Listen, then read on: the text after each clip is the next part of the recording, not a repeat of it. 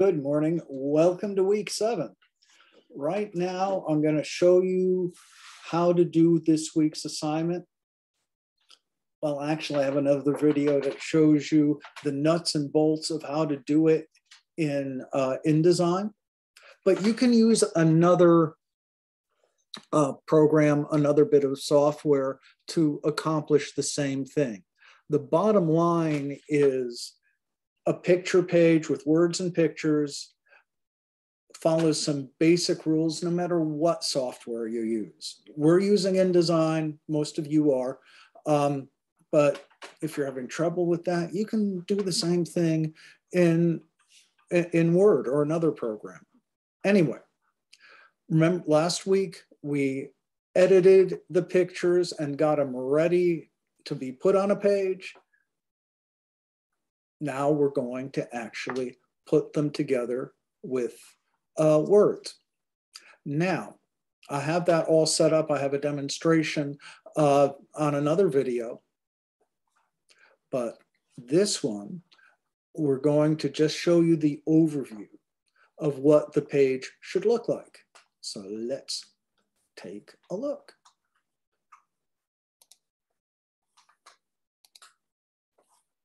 Okay.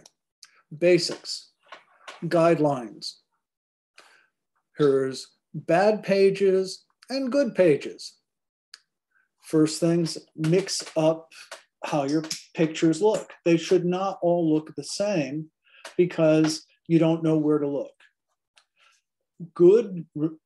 A good layout, just like a word-only layout, is follow the same rules. Dominant element, not have everything the same. So we have a big picture here, and you should really start deciding what your big picture is, which is usually an establishing picture that says, this is what it's about, but it's also your strongest picture. The thing that's going to grab your eye first is your strongest picture. And I kind of did that in the demonstration. But anyway, dominant element, and you notice you read from top to bottom, left to right. So here's a headline and captions. Captions should always be a different font from the body copies, so you don't think that this is part of a story. Every photo needs a caption. Now, you could have one caption say top left and bottom, but every photo needs to be explained in a caption somewhere. Anyway, this is a good layout for quality, not quantity. I'm not using every picture in my layout that I had in my design, and you don't have to use every picture I give you for the homework. So use your best ones to tell you the story, position carefully, and make a dominant photo that says, this is what it's about. It's like having a visual, it's a visual version of having a lead in a news story. Sum it up first. Again, bottom heavy, you go to the bottom, you never see the top. This is another good one. Strong, small, big, and so this is a nice one. Here we go again. Write your headlines first, pages look better. Have an idea. I did that in my demo. Use a display headline, which is like a logo. I'll show you what I did, and you can see how I put it together. Again, this is a story of the guy who sells carnivorous plants at the Chattanooga market. Dominant element, tells the story. There he is, dominant with his plants. This is what he does.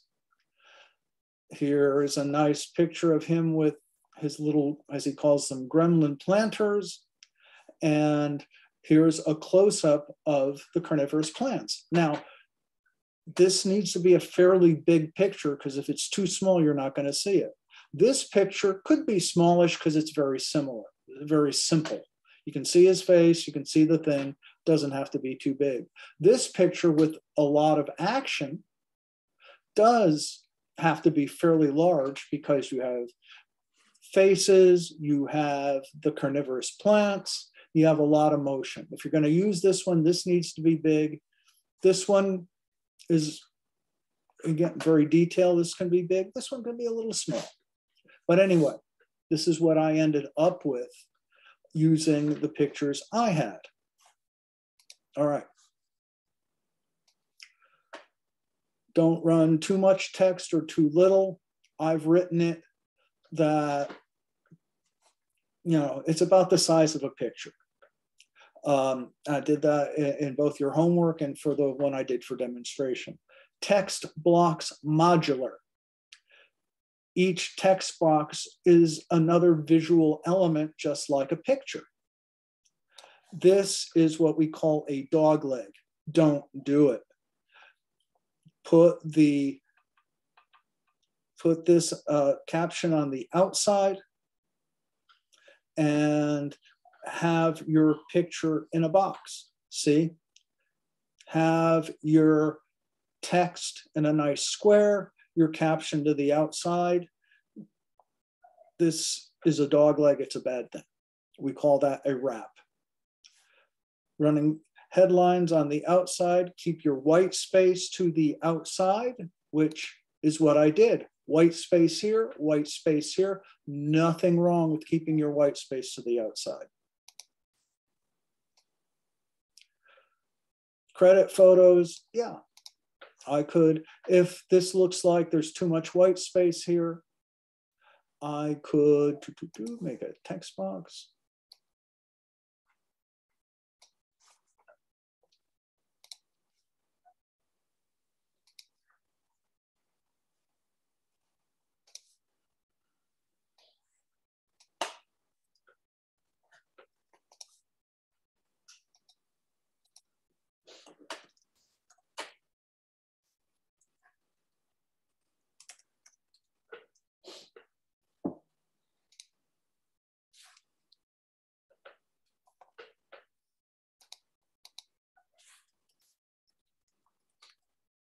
Okay, see, I'll make that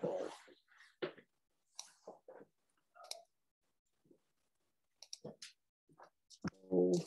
And see this funny white space? Keep it to the outside, watch this. See? Keeping the white space to the outside.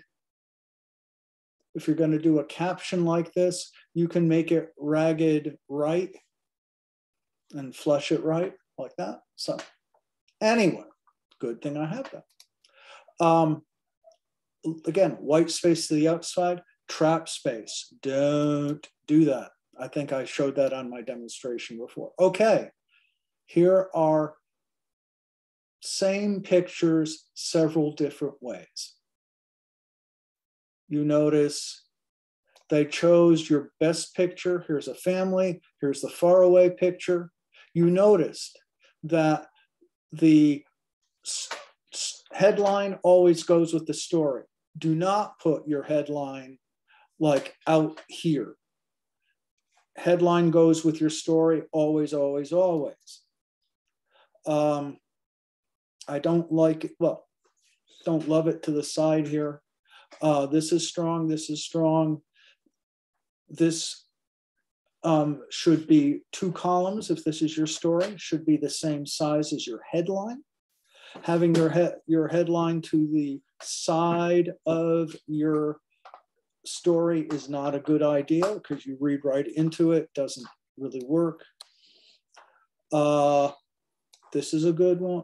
Side-by-side headlines I don't love. This is not good.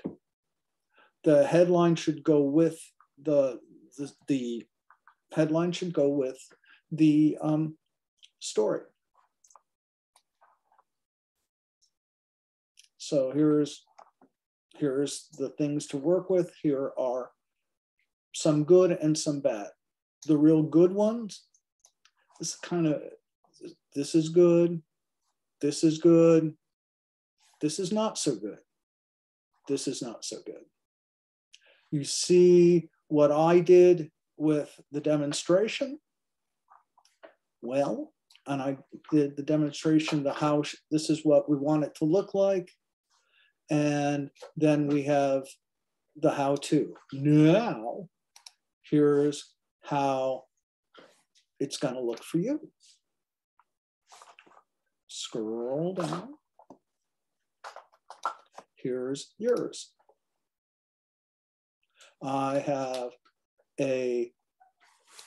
this is from the same book, textbook that I took this from. A student who, about a young female person who is a jockey. Here's a picture of her washing the horse. Here is, let's go back to our class. Here is the rider. Here she is riding. Here is a nice headshot. And rider. And here she is at the starting gate. See, so we do have the close-ups, the far away. We have a tall photo. We have wide photos. We have a headshot. Decide first what's going to be your best photo. And I have, it'll be, again, we have, and a short story. Here is the short story. Very short. But like I showed in the demonstration, you can put this into 2 or 3 columns and play with it. First thing you need to do is to download all your pictures, take a look at them, maybe sketch them out. For the demonstration photos, I spent a good hour and a half just messing around with the photos and the story just to come up with the final product. The final product that I showed you how I got there, but there was a lot of organizing and messing around first before I did it. Anyway, have some fun with it. This is the simple stuff. We will use some tweaks and inset boxes and margins and other things. We'll get to that. But in the short run, just words and pictures, headlines and captions. Let's not get too fancy here. Let's just get the building blocks right. And then we will go to the next thing. Next week, charts and graphs. And then we'll start thinking of our own projects. What's coming up is the spring project, the magazine project, a layout not unlike this, but using your own words and pictures. All right. Have fun, enjoy, and we will talk to you soon. Have a great week.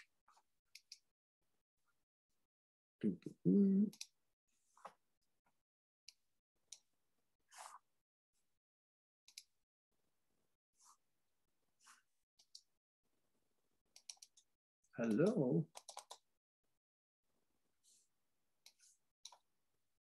Did that not even record?